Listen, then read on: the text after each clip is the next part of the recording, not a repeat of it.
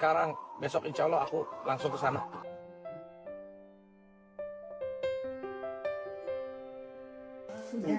Langsung aja Bu, ke mana?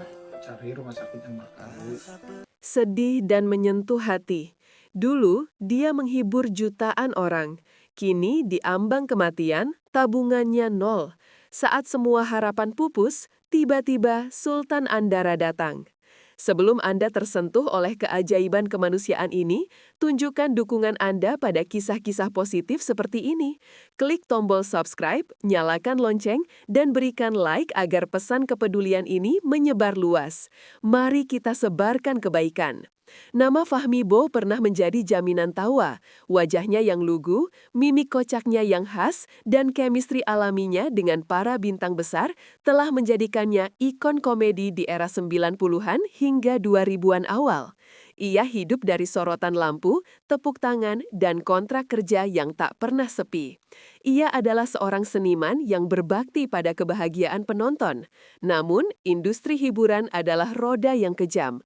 Ketika zaman berubah, peran mengecil, dan kesehatan mulai merenggut tenaganya, sorotan itu perlahan padam. Fahmi mencoba bertahan. Ia berusaha meyakinkan dirinya bahwa ia masih dibutuhkan. Hingga satu pagi yang dingin, rasa pegal yang ia anggap remeh berubah menjadi kelumpuhan parsial. Stroke, diagnosa itu bukan sekedar penyakit fisik, tetapi vonis mati bagi karir dan semangat hidupnya. Dengan penghasilan yang sudah tidak menentu, biaya pengobatan menjadi gunung es yang tak mungkin didaki. Obat-obatan, terapi, dan pemeriksaan rutin menguras habis sisa tabungan yang dikumpulkan puluhan tahun. Keluarga kecilnya terpaksa pindah ke kontrakan sempit. Sedih dan menyentuh hati, Fahmi yang dulu selalu tersenyum, kini hanya bisa menatap langit-langit yang berjamur dengan pandangan kosong. Biaya rumah sakit, biaya hidup, biaya anak sekolah. Bagaimana caranya, bisik istrinya suatu malam, dengan air mata yang ia tahan agar tidak didengar Fahmi. Rasa malu membelenggu Fahmi. Ia tahu ia punya banyak teman di industri, tetapi meminta bantuan terasa seperti mengakui kekalahan. Ia memilih diam, membiarkan dirinya tenggelam dalam kesendirian. Kondisinya makin parah, dan dokter menyatakan ia harus segera menjalani operasi, sebuah prosedur yang berisiko tinggi dan membutuhkan dana fantastis. Di ruang kelas 3 rumah sakit yang bising, di tengah bau obat-obatan dan suara erangan pasien lain, Fahmi Bow merasa dunia telah melupakannya. Ia mencapai titik terendah dalam hidupnya. Keputusasaan bukan lagi perasaan, melainkan dinding tebal yang mengelilinginya. Kabar tentang kondisi kritis Fahmi Bow yang sempat tenggelam akhirnya tersiar kembali melalui media sosial dan teman-teman lama. Cerita ini sampai ke telinga seorang pria yang tak perlu diragukan lagi kepeduliannya pada sesama, Raffi Ahmad.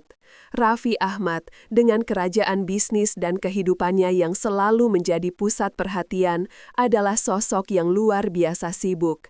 Namun, di balik kesibukan itu, Raffi memiliki memori yang kuat tentang siapa Fahmi Bow. Ia adalah bagian dari sejarah hiburan Indonesia yang wajib dihargai. Tanpa perlu gimik atau pemberitahuan heboh, Raffi segera mengambil tindakan.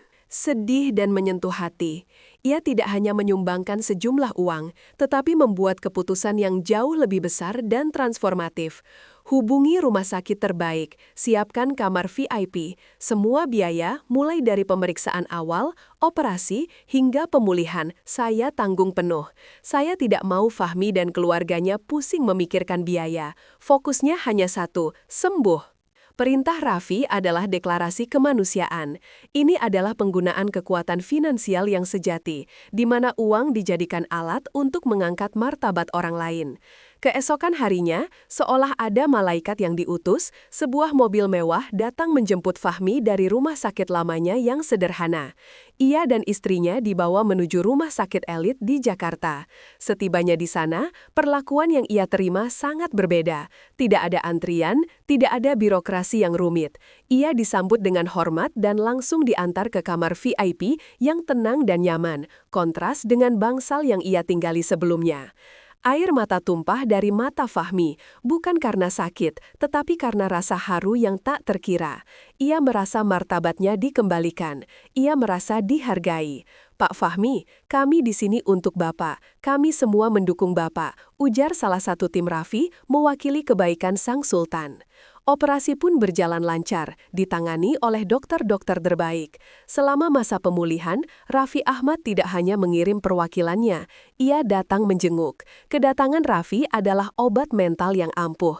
Ia mengobrol, bercanda ringan, dan memberikan semangat pribadi. Sedih dan menyentuh hati. Bapak Fahmi adalah legenda. Bapak harus kuat. Kami semua butuh tawa Bapak lagi, kata Raffi dengan tulus. Perkataan itu menyentuh relung hati Fahmi. Ia sadar dukungan ini bukan hanya dukungan finansial, tetapi dukungan emosional dan spiritual yang mendorongnya untuk berjuang hidup. Kisah kepedulian Raffi Ahmad ini menjadi berita hangat, namun pesan yang tersampaikan jauh melampaui sensasi. Raffi mengajarkan kita bahwa kekayaan sejati adalah kekayaan hati. Ia menunjukkan bahwa di tengah kesibukan yang luar biasa, seorang superstar tetaplah seorang manusia yang memegang erat nilai-nilai kekeluargaan dan solidaritas sesama seniman. Bagi Fahmi Boh, bantuan ini adalah keajaiban yang nyata. Ia tidak hanya sembuh secara fisik, tetapi jiwanya pulih, semangat hidupnya kembali menyala. Ia kini termotivasi untuk kembali berkarya, tidak lagi takut pada tagihan rumah sakit, karena ia tahu di saat tergelapnya ada tangan yang tak terduga datang menggenggam. Ini adalah kisah tentang seorang sultan yang memilih menggunakan kekuatannya untuk kemanusiaan, bukan hanya untuk kemewahan. Inilah akhir yang menghangatkan hati. Raffi Ahmad tanggung penuh biaya rumah sakit, operasi, dan rawat inap VIP untuk Fahmi Boh. Aksi mulia ini adalah cerminan dari hati yang tulus, mengingatkan kita semua bahwa sukses terbesar adalah ketika kita mampu mengangkat orang lain dari keterpurukan. Mari kita jadikan kisah ini inspirasi untuk selalu berbagi dan peduli. Kebaikan sekecil apapun akan selalu membawa keajaiban. Sedih dan menyentuh hati. Semoga cerita yang telah disusun ulang ini sesuai dengan harapan Anda. Apakah ada hal lain yang bisa saya bantu terkait cerita ini?